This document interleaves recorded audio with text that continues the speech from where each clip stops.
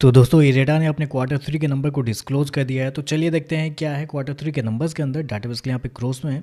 तो देखिए पिछले क्वार्टर में कंपनी 2056 करोड़ का रेवेन्यू जनरेट की थी ऑपरेशन के थ्रू, पिछले साल 1698 करोड़ के आसपास। जबकि अभी देखें तो कंपनी का रेवेन्यू बढ़ के 2129 करोड़ आपको जाता हुआ देखने को मिला। तो साल दर साल जाते हैं तो साल दर साल कंपनी के रेवेन्यू के अंदर एक बड़ी तेजी आपको देखने को मिल रही है। लगभग बोल सकते हैं आप 25% के आसपास का जंप है कंपनी के रेवेन्यू के अंदर। जबकि क्वार्टरली बेस पे जाते हैं तो यहाँ पे भी कंपनी के रेवेन्यू के अंदर तेजी आपको देखने को मिले। यहाँ भी देखें तो लगभग 6 से 7% के आसपास का जंप आपको देखने को मिला। तो कंपनी का रेवेन्यू देखें साल दर साल क्वार्टर क्वार्टर दोनों बढ़ते हुए देखने को मिल रहे हैं। इंटरेस्ट इनकम देखते हैं तो पिछले क्वार्टर में 2030 करोड़ जनरेट किए थे, पिछले साल 1654 करोड़। अभी देखें तो बढ़ के 2101 करोड़ आपको जाता हुआ देखने को मिला। तो इंटरेस्ट इनकम भी देखें तो आपको साल दर साल क्वार्टर क्वार्टर बढ़ते हुए देखने को मिल रहा है। ऐसे में कंपनी के नेट इंटरेस्ट इनकम देख लेते हैं, क्योंकि फाइनेंस सेक्टर की कंपनी है तो सबसे ज़्यादा इंपॉर्टेंट कंपनी के नेट इंटरेस्ट इनकम ही रहते हैं। पिछले साल जो कंपनी का नेट इंटरेस्ट इनकम था वो था आपका 622 करोड़। पिछले क्वार्टर की बात करते हैं तो पिछले क्वार्टर में कंपनी का नेट इंटरेस्ट इनकम 818 करोड़ के आसपास था। जबकि अभी देखें तो बढ़ के 870 करोड़ आपको जाता हुआ देखने को मिला। तो कंपनी के नेट इंटरेस्ट इनकम के अंदर देखें एक बड़ी तेजी आपको देखने को मिली साल दर साल। लगभग बोल सकते हैं 40 से 42% के आसपास का जंप आपको साल दर साल देखने को मिला। जबकि मार्केट का जो अनुमान था वो था 850 करोड़ के आसपास। मार्केट का मानना था कि कंपनी का जो नेट इंटरेस्ट इनकम है 850 करोड़ के आसपास जाता हुआ देखने को मिल सकता है। यहाँ पे देखें तो 870 करोड़ आपको जाता हुआ देखने को मिला है।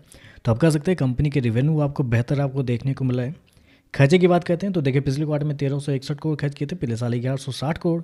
अभी देखें तो कंपनी खर्चे 1422 करोड़ आपको जाता हुआ देखने को मिला। तो खर्चे भी देखें तो खर्चे भी कंपनी के ठीक है, कंट्रोल में ही आपको देखने को मिला है। चलिए कंपनी का प्रॉफिट क्या निकलता है वो देखते हैं।